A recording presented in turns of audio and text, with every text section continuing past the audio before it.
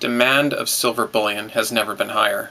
This is the sales of silver eagles in the US over the years 2000 through 2014.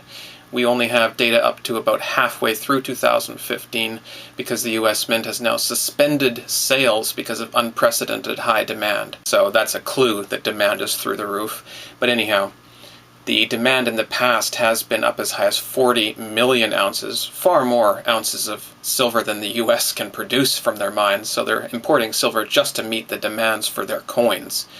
Anyhow, 2011 we had that spike in silver price, and we got 40 million ounces sold there, but since then it's been as high as 44 million last year, the all-time record high. As I said, silver demand has never been higher, for the physical metal anyway. Now this, of course, is just silver eagle sales, and people will ask, well, what about other sales? I've looked at maples, and that indeed is at all-time highs as well. I would imagine that most coins around the world would also be at all-time high demand, and that's what I'm hearing anecdotally as well. I don't have the data, but that does seem to be the case, and I wouldn't understand why it would be otherwise, as sales of silver eagles really are representative of the overall market, and as you can see, demand has never been higher.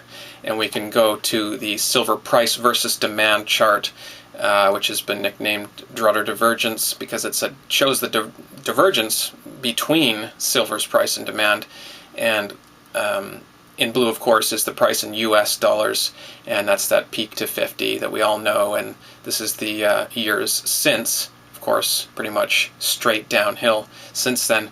And the demand in millions of ounces in green, that's from the previous chart. And I'm just assuming here that we're going to have an equal year to last year, although demand has been higher this year, so if the mint actually can resume minting their coins, then they will be able to easily surpass 50 or 60 million, but I'm just going to say it's going to be flat to be conservative. And look at that gap. Every year it goes by, that gap just gets wider. I first noticed and reported on this in 2013 here when we saw demand surge as the price dropped, and I said, why is that happening? Does that normally happen? No, that doesn't seem to normally happen. The two seem to be fairly in tandem, except for a certain point here where demand was so much higher, and then we had a massive boost in price after that. So now that demand again is higher than price, are we due for a similar move? I don't know. But I've done this new thing now where I've colored in these different spots. Here where the blue line was below, I put it in blue, and where the green was below, I put in green. So it just shows you that they take turns being on top, blue on top, or green's on top here, blue's on top here, green's on top here, blue's on top here, green is on top here, and very greatly so. It just makes you wonder if this demand is not true or if this price is not true, because one of the two doesn't make sense, and I think that the one that is fake is this price in US dollars. I think something has been done in the past few years to completely get a hold of that price, and people know that. The demand has never been higher, and the price has, in many years, never been lower. So something's up, and we're going to follow this story going forward, absolutely.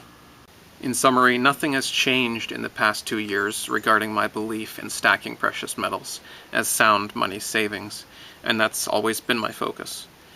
The fundamentals remain fairly unchanged over the same time frame, while price has been flat at best, down in some cases, and demand is up to record highs. My next silver update will be in about a month, unless something major changes.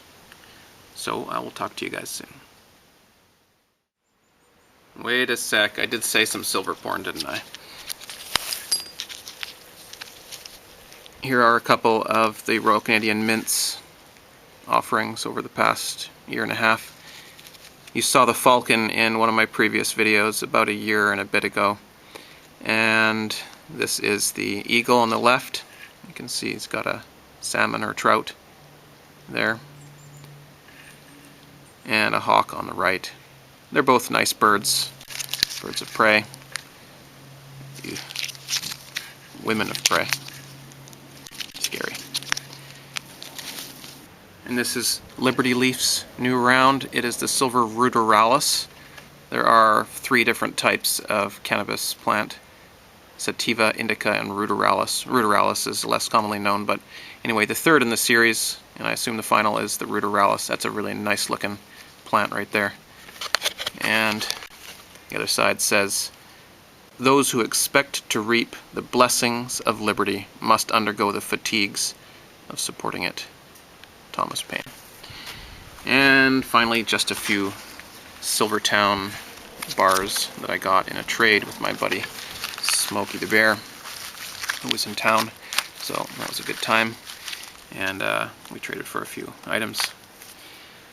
That is finally it, guys. I will talk to you again soon.